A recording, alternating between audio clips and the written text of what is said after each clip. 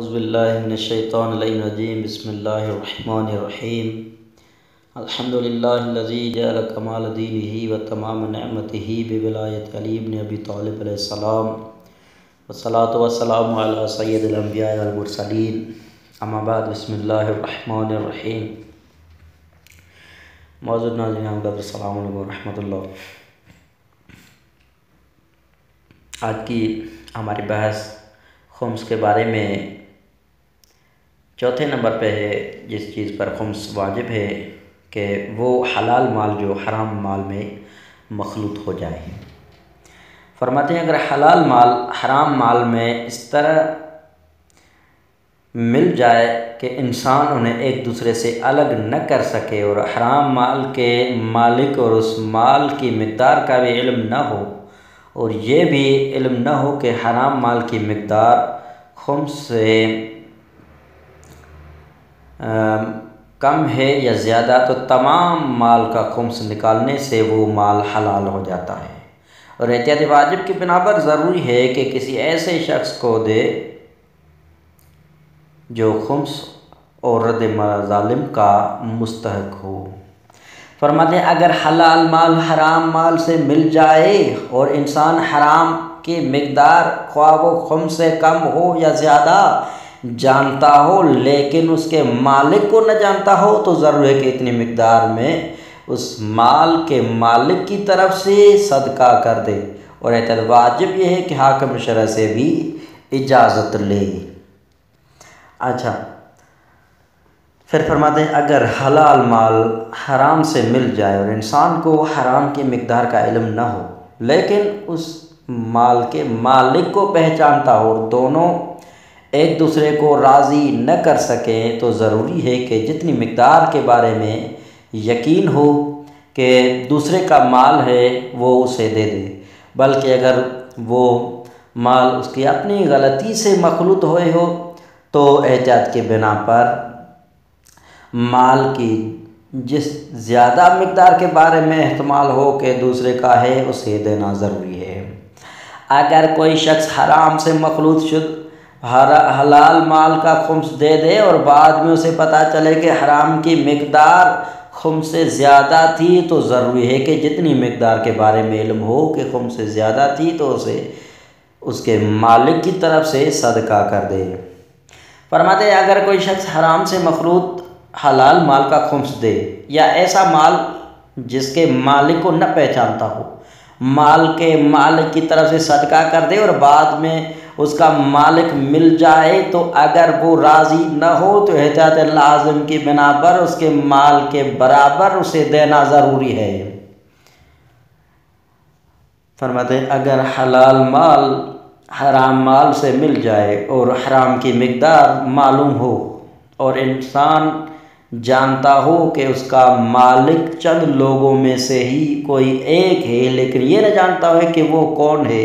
تو ضروری ہے کہ ان سب کو اطلاع دے۔ چنانچہ ان میں سے کوئی ایک کہے کہ یہ میرا مال ہے اور دوسرے کہیں کہ ہمارا مال نہیں ہے، یا اس پہلے کی تصدیق کر دے تو اس پہلے شخص کو وہ مال دے دے، اور اگر وہ دو یا دو سے زیادہ آدمی کہیں کہ یہ مال ہمارا ہے اور صلح یا اس طرح کہ کسی طریقے سے وہ معاملہ حل نہ ہو، تو ضروری ہے کہ تنازع کے حل کے لیے حاکم شرع سے رجوع کریں، اور اگر وہ سب لا علمی کا اظہار کریں اور باہم صلح بھی نہ کریں تو ظاہر یہ ہے کہ اس مال کے مالک کا تعین قرآن اندازی کے ذریعے ہوگا، اور احتیاط یہ ہے کہ حاکم شرع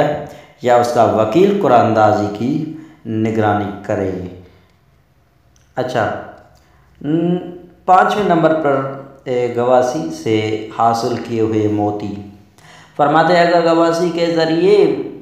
یعنی سمندر میں غوطہ لگا کر لؤلؤ و مرجان یا دوسرے موتی نکالے جائیں تو خواہ وہ ایسی چیزوں میں سے ہو جو اگتی ہیں یا معدنیات میں سے ہوں، اگر اس کی قیمت 18 چنے سونے کے برابر ہو جائے تو ضروری ہے کہ اس کا خمس دیا جائے، خواہ انہیں ایک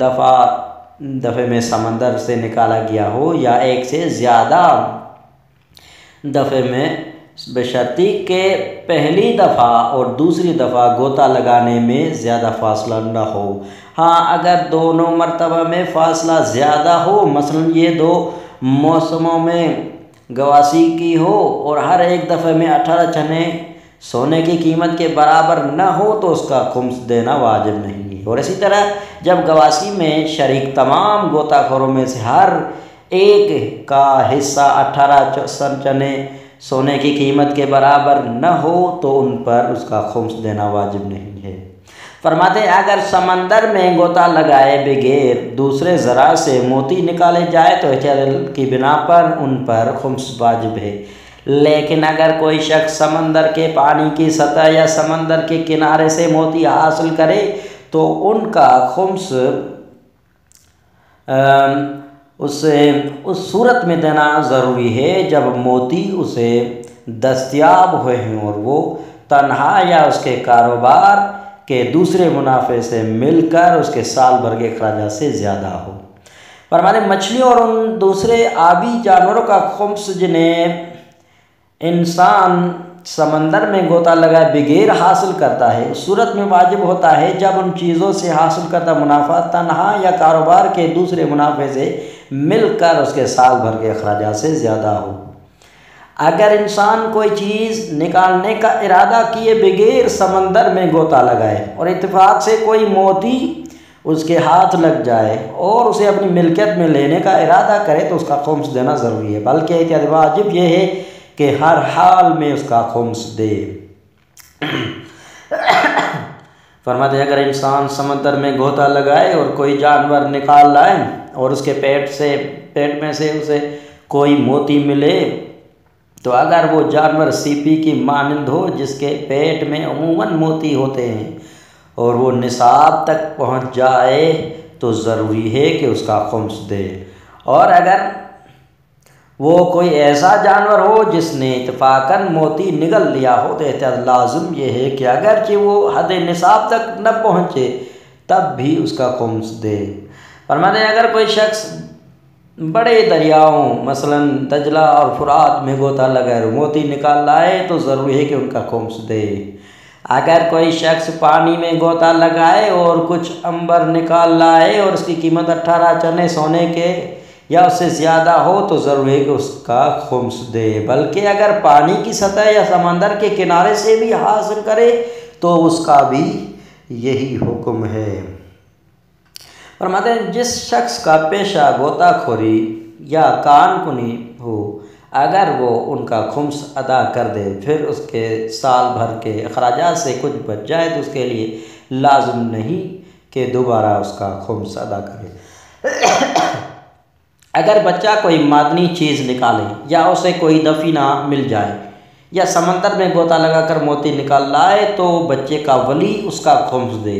اور اگر ولی خمس ادا نہ کرے تو ضروری ہے کہ بچہ بالغ ہونے کے بعد خود خمس ادا کرے۔ اور اسی طرح اگر اس کے مال حرام مال میں حلال مال ملا ہو تو ضروری ہے کہ اس کا ولی ان احکامات کے مطابق عمل کرے جو اس کے مال کے بارے میں بیان کیے گئے ہیں۔ مال غنیمت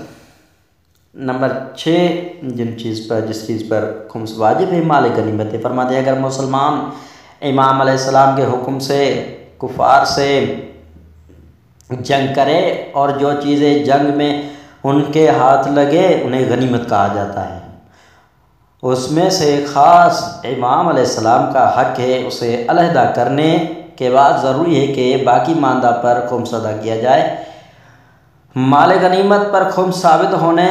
میں اشیاء منقولہ اور غیر منقولہ میں کوئی فرق نہیں۔ ہاں جن زمینوں کا تعلق انفال سے ہے وہ تمام مسلمانوں کی مشترکہ ملکیت ہے اگرچہ جنگ امام علیہ السلام کی اجازت سے نہ ہو۔ فرماتے اگر مسلمان کافروں سے امام علیہ السلام کی اجازت کے بغیر جنگ کرے اور ان سے مال غنیمت حاصل ہو تو جو غنیمت حاصل ہو وہ امام علیہ السلام کی ملکیت ہے اور جنگ کرنے والوں کا اس میں کوئی حق نہیں۔ فرماتے جو کچھ کافروں کے ہاتھ میں ہے اگر اس کا مالک محترم المال یعنی مسلمان یا کافر ذمی یا معاہدہ ہو تو اس پر غنیمت کے احکام جاری نہیں ہوں گے۔ فرماتے کافر حربی کا مال چرانا اور اس جیسا کوئی کام کرنا اگر خیانت اور نقص امن میں شمار ہو تو حرام ہے، اور اس طرح کی جو چیزیں ان سے حاصل کی جائے احتیاط کی بنا پر ضروری ہے کہ انہیں لوٹا دی جائے۔ مشہور یہ کہ ناسبی کا مال مومن اپنے لیے لے سکتا ہے، البتہ اس کا خمس دے، لیکن یہ حکم اشکال سے خالی نہیں ہے۔ نمبر 7 جس چیز پر خمس واجب ہے وہ یہ ہے کہ وہ زمین جو ذمی کافر کسی مسلمان سے خریدے۔ فرماتے ہیں اگر کافر ذمی مسلمان سے زمین خریدے تو مشہور قول کی بنا پر اس کا خمس اسی زمین سے یا اپنے کسی دوسرے مال سے دے،